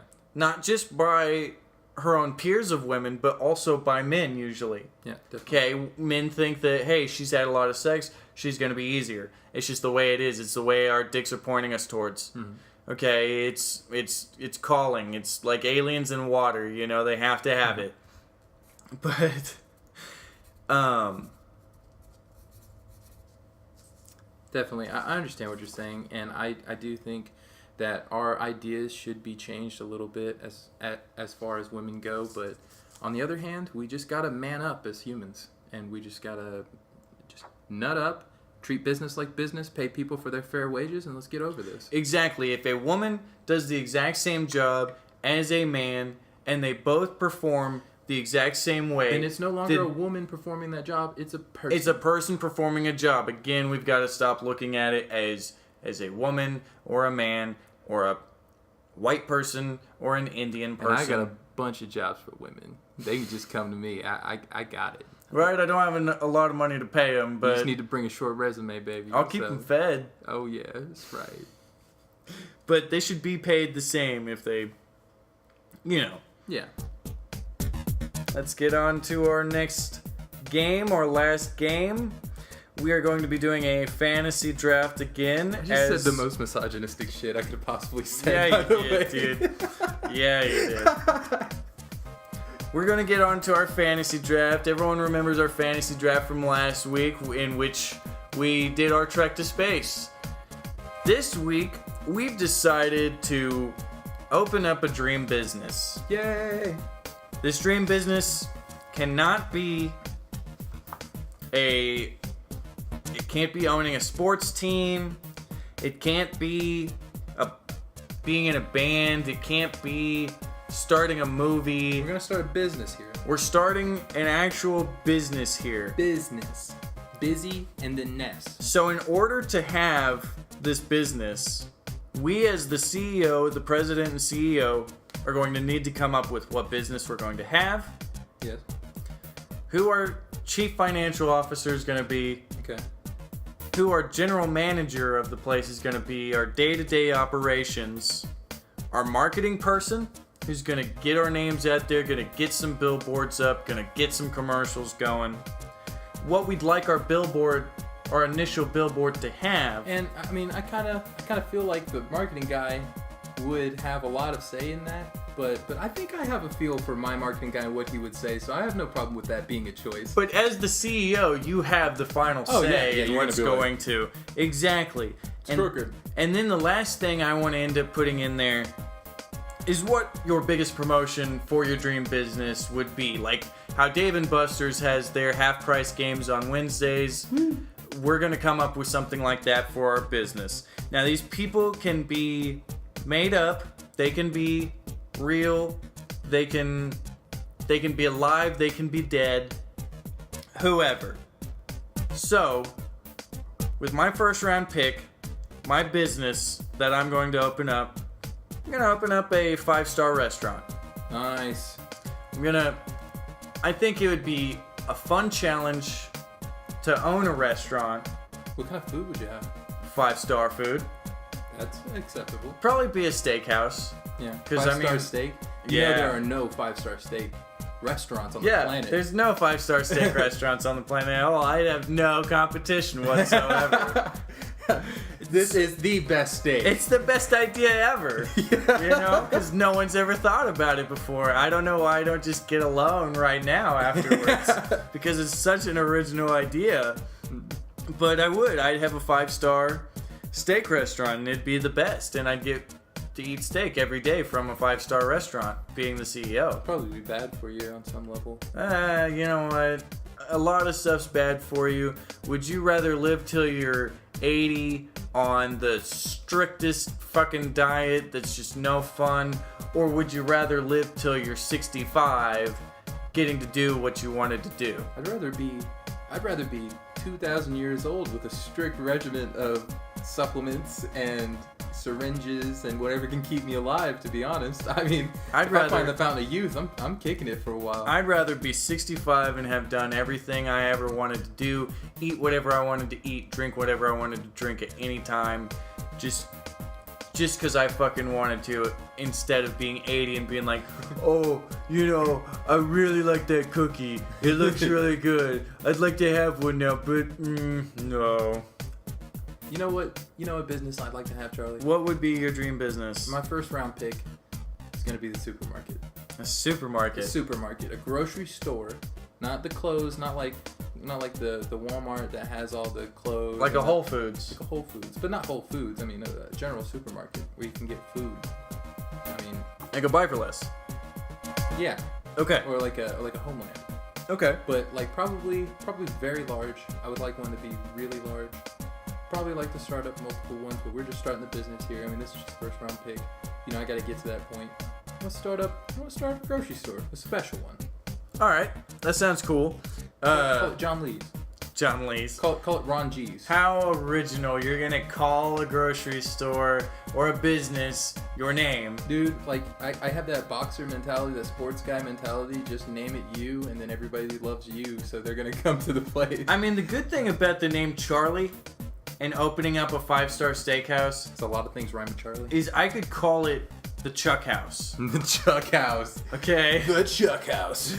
Come get your 5-star steak, blow your fucking Right? mind. Nothing says 5-star steak like a name Chuck House. Am I gonna throw up here? I don't. Now, the CFO that I would have to have, my chief financial officer, the lady who knows how to do everything with money, including laundering it, would be Skylar White from Breaking Bad. I thought you were gonna say Martha Stewart. Walter White's fictional wife. Well, they're both fictional, so I guess to Walter White, she's not fictional. But in our world, Skylar White is a fictional accountant who helped her husband, her drugs-creating husband, to launder $80 million. Is that spoiler alert? Do we need to spoiler alert that? Yeah, that's totally a spoiler alert. Spoiler alert, 10 seconds too late. But yeah, so I mean, she knows how to make $80 million of illegal money look like $20,000 a day or something like that in a business.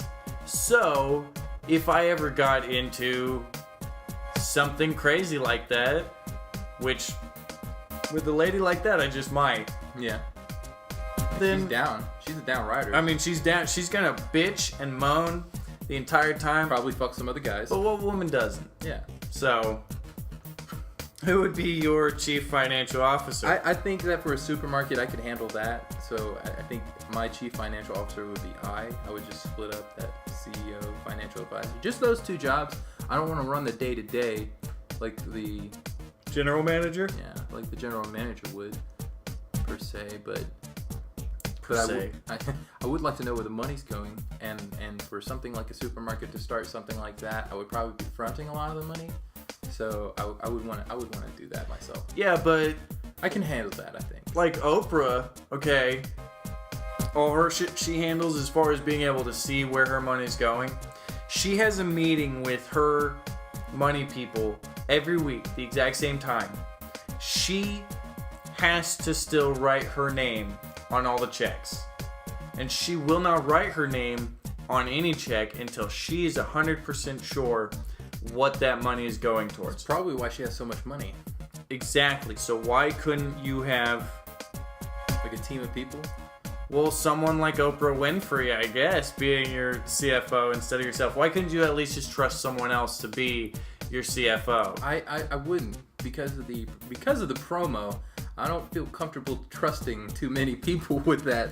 I would feel more comfortable with me, or maybe some people from my general manager that I'll name later.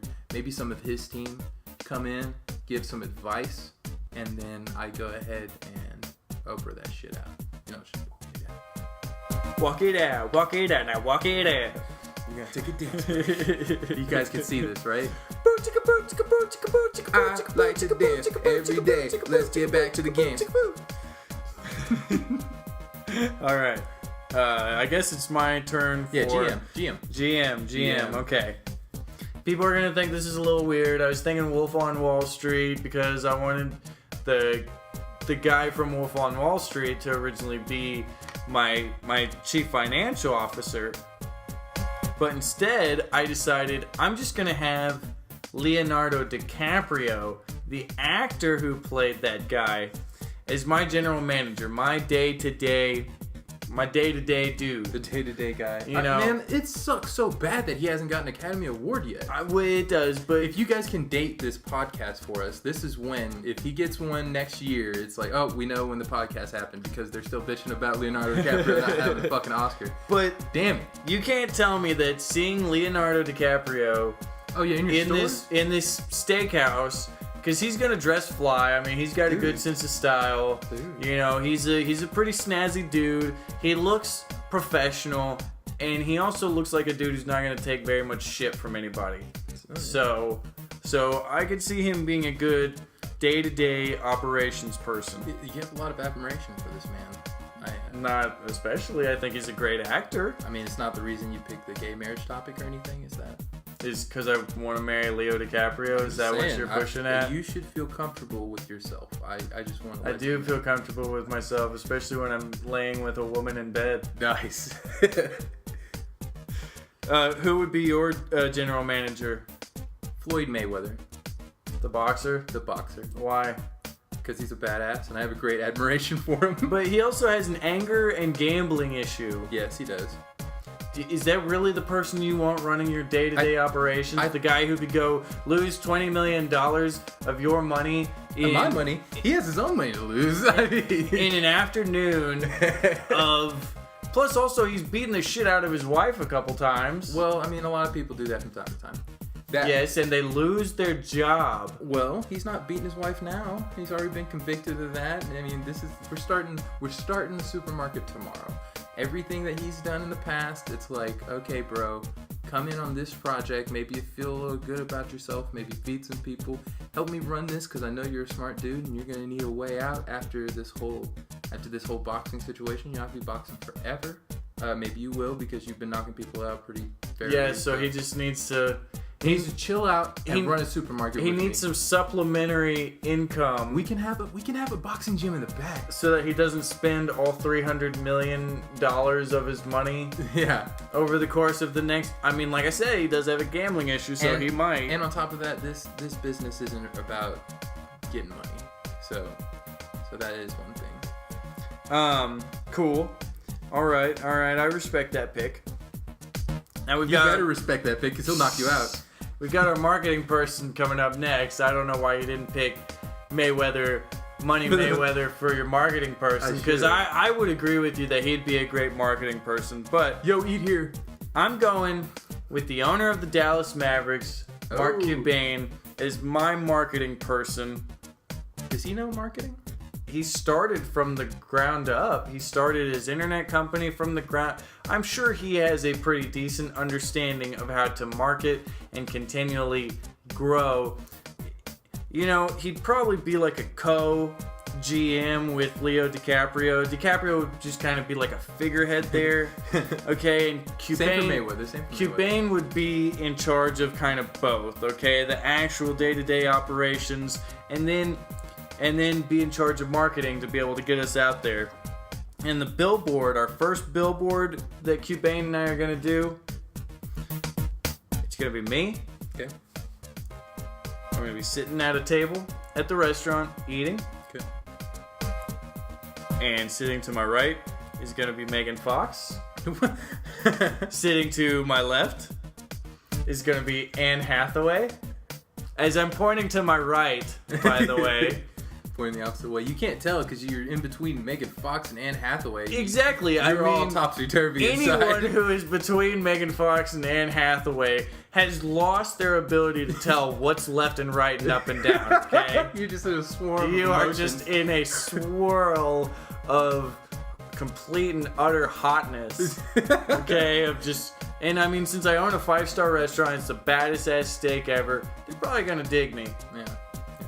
Okay, well my marketing guy, I'm gonna get Billy Mays. I'm gonna bring him back from the dead, and I'm just gonna let him go wild in this supermarket. Billy bro. Mays here! It's just gonna be like a commercial of him walking through the hallway. Actually, you know the billboard? You know what I would do for the billboard? I would have a video that plays on a billboard. That's cool. No fucking sound. You don't need any with Billy Mays. You That'd be already pretty know. cool. What's You know going what on. he's saying, You know exactly. what he's saying. This is amazing. Yes, get it right now. That's And cool. he's wearing the OxyClean shirt. Fuck it. Right. Now, What What's your biggest promo? What's your biggest promo gonna be? This is pick 5. This is your 5th pick. Cubane, This is your center. Megan, and Ann and I are all gonna get together, okay? We thought about this. We were like, what could make the restaurant better? Okay. Now Megan Fox and Anne Hathaway are already mine. Okay. They're making me better. They're already mine. They aren't gonna have anything to do with the actual promotion. Just being on the billboard. Just it's partially to say, come here and you'll see amazing looking women who are classy and sexy. Okay, but really I'm just kind of gloating. I'm like, yeah, I own a badass restaurant, so these women will have sex with me. But we got together, we said, what's the biggest promotion we could do? What's something that would bring people in, especially to a fine dining restaurant that's a steakhouse?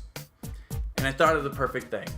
On every single Tuesday when people come in, for every $80 that you spend, you will get a free hand job from Leo DiCaprio. What the fuck? Yeah, he's the GM. You're gonna force Leonardo DiCaprio to touch random smelly dicks? No, the people who are paying $80 are going to force him to touch smelly dicks and smelly vaginas. Paying him $80 or paying you $80? Well, they're paying the restaurant overall $80. So you're but pimping out Leonardo DiCaprio. that's still his salary, part of his a salary. restaurant named the Chop House, pimping The out Chuck House. The Chuck House, whatever.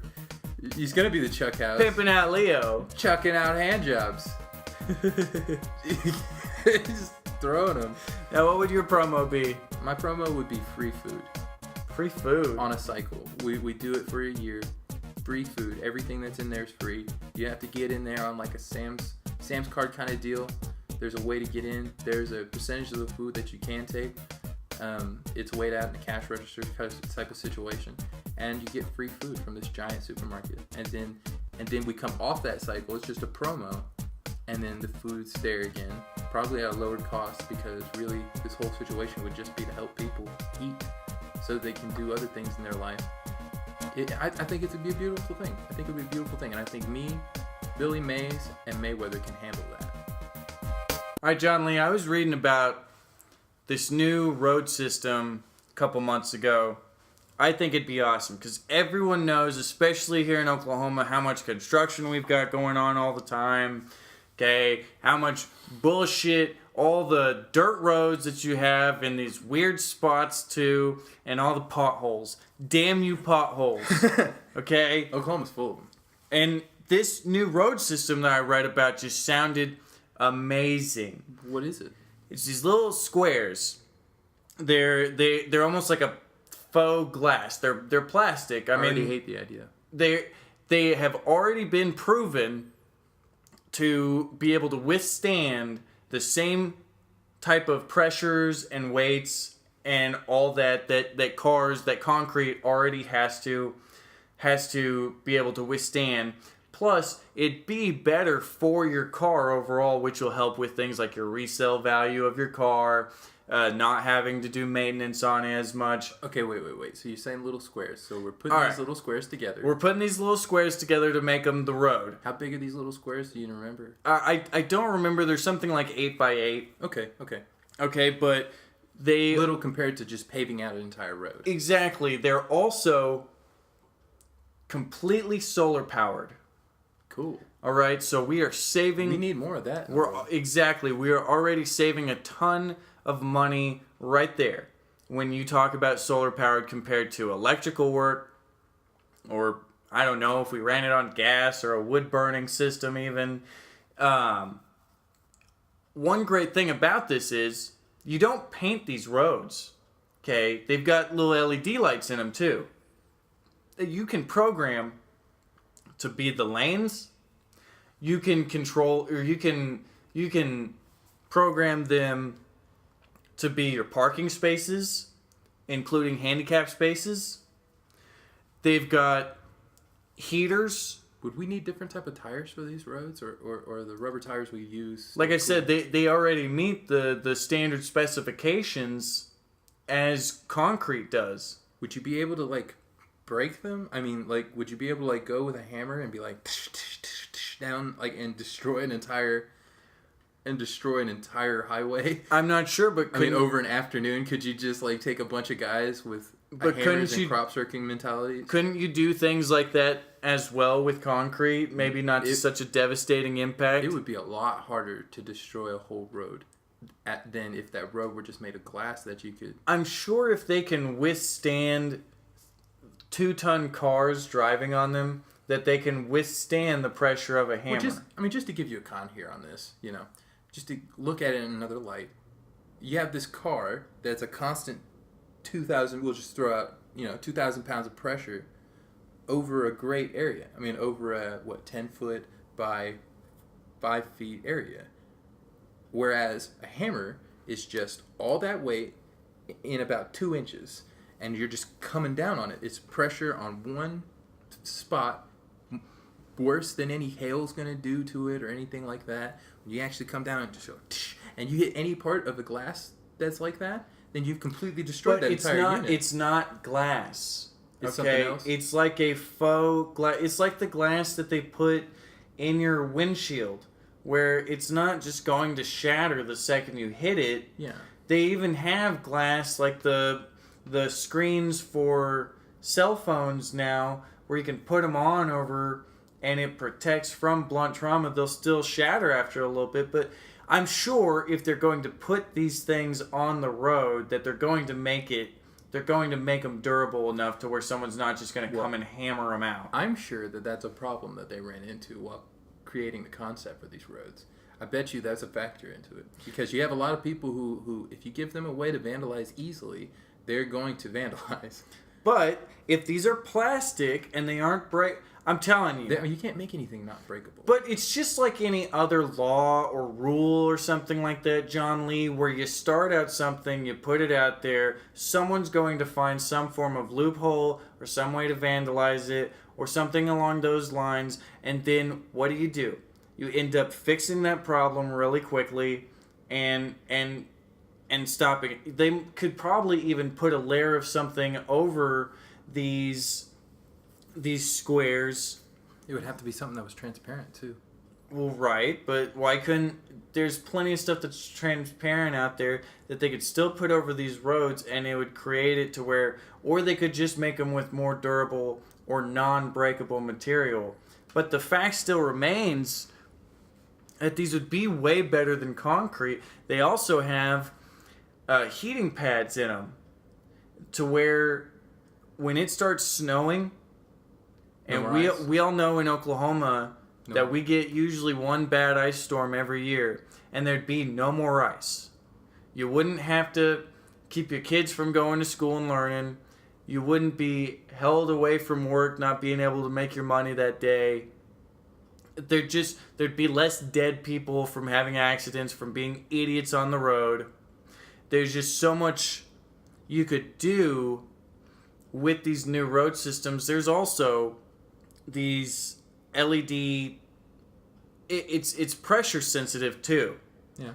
To where if you're driving at night and 200 yards up the road, there's a deer crossing. Well, one thing it can do is it can light up where that deer's walking so that you can see it kind of lighting up. That's cool as hell. Another thing it could do is it could flash a message saying there's something in the road 200 yards ahead, caution. All of that sounds very difficult to do, but it sounds within our realm of technology to be able to handle. I mean, we have a lot of things that act like that. I think that's a better idea than putting the screen on the windshield like they were talking about for a little while. They've literally made it, though. They've already made it and shown they can do this. What, the screen on the windshield? These squares. Oh, yeah. But this road system. I'm not saying it won't work. I'm just saying that it seems like it would be hard to do over a mass area. I mean, financially it would be hard, and then just technically it would be hard to have these messages pop up in certain areas all the time. You have to have a constant wireless link to those areas. And some places now it wouldn't be available. Why? You could have Oh, yeah, because it's linked through each road. Exactly. Okay, never mind. It's a giant LAN system. Exactly. You just have to have it originally programmed. You'd have to have a super fucking computer running these things. So it's staying cold all the time. You would, A or server, massive server. probably a mass set of servers to be able to run it. And then you're gonna have hackers that are sticking like demons and shit on the roads. They're just like in various spots, scaring the shit out of old ladies. That's why you've just gotta Being metal as fuck. you've just gotta have it the most encrypted as possible. But Yeah. even as far as just not even the driving aspect of it, as far as the programming thing goes, we could even have this in parks and schools. Yeah. To where, hey, your kids go to a park, they want to play tennis that day, they just program it into this little box. All of a sudden, a tennis court appears. They can pull the net, Dude, that's such a Right. good idea. right? That's such a good idea we should be doing now. They do that. You know, they play tennis for 2 hours. They're like, you know what? We still want to stay outside. We still want to be at the park. You know, for the grass sports, you could have a projector system of some sort. Exactly. You could have hockey. You could have football, basketball. You could have anything you wanted to, and you wouldn't have to repaint it. It wouldn't take up any more space. It'd be perfect. You know why we don't? You know why we're in such big debt in America? Because we don't think of cool shit anymore. We don't have cool ideas like that save us a lot of money. Everything is about trying to make it as easy as possible to do something, trying to make it as low cost as possible, and blah blah blah. When if you just pay a little more up front, you can have something that lasts, have something that's intelligent, and have something that's multi-purpose, which I think should be just as important as all those other things. Having multi-purpose roads, having multi-purpose floor panels and things like that. I mean, we've just shown just now all the improvements you could have in your society. That's cool as fuck, man. Right. But still, yeah, you can just take a hammer and just destroy that.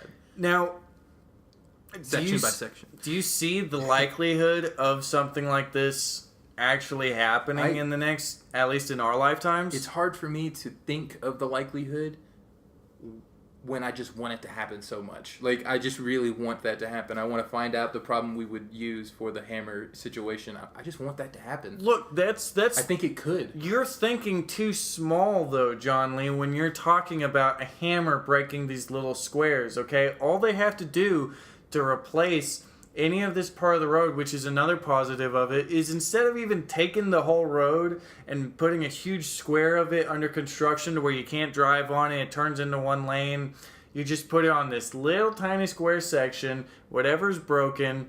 It takes about 10 minutes to pull that old square that's broken up and put a new square down, reprogram it in with everything else, and then you're gone. So now you have a company who builds roads like that. They build the panels, and all the panels are the same so that they can fit in any situation or whatever. Then you have a company who has a monopoly on a product. Or you have a company that's now has a competitor of other products made differently. Then we got different roads. A lot of things like that could happen. I would be afraid of it being just one company making all the roads because of... Actually, no. No, that would be cool. Just have one company making all these panels. The government already makes all the roads anyways. It's all essentially one giant company in the first place. But this is a product. I mean, I don't think American... This is a product that the rights would essentially be bought out by the U.S. government to switch this road. Yeah, but something like that, so that's such multi-purpose, you'd have a lot of people wanting to use it for private use. I mean, like, those same panels would probably be good for a basketball court, I assume. Well, then there you go. Why couldn't you have people who... Why does it have to be a monopoly? There could be other people who come out with other similar ideas where it's programmed slightly differently, and all of a sudden you are now adhering to a whole different set of patents. You need a high-tech light bright. That's what you're saying. Something that is just crazy megapixels, and you can put basically any design you want on it, but it's predominantly used for roads in our situation in the future. And then you can also use it and create a completely different design with it. Right. The squares are the only thing that they'd have any sort of monopoly on. Yeah. So do it in hexagons. You know? Okay, I see you, bro. Do it in triangles. You should have gotten marketing. Possibly. But, no, I should have become a lawyer because I can argue as long as the fucking day is wide. Okay, or the sky is whatever. I may not always make sense, damn it, but I will end up coming at you with some sort of statement. You won't be able to argue against it. It'll be facts. It won't be some bullshit, just opinion. I'm going to come out with you with something you're going to have to disprove with other facts. I should have been a fucking lawyer, because I don't always make sense, but I always make change. I don't always make sense, but when I do, I'm suing the shit out of somebody. Crazy. The biggest hurdle, the biggest obstacle I see with this type of road system is, because you said that you'd like to have a road like this, or the capabilities of doing something as far as the programming at the very least. Yeah. I'd like it. Everyone else I've talked to about it would like it. Gonna have a lot of technicians that are used to dealing with hammer blows. That's fine though. It's creating more jobs. Yeah, that's true. Creating different jobs, because you're taking some jobs away, like the people who built the roads with the physical labor and all. But I mean, those people could be flushed into different jobs, and they don't necessarily have to lose every possible job just because there aren't any roads. Right. The biggest problem though that I see with because there aren't any concrete roads. But the biggest problem I see with, well, you have the same people who are laying down the concrete roads be the people who lay down the tile roads, and be the maintenance. Yeah. Be the program. They would have to learn something. I mean, they would have to go through a training class of some sort, because it's different. Which we could then we could pull them without ever stopping, because they're going to know weeks, months in advance before they're actually going to do it.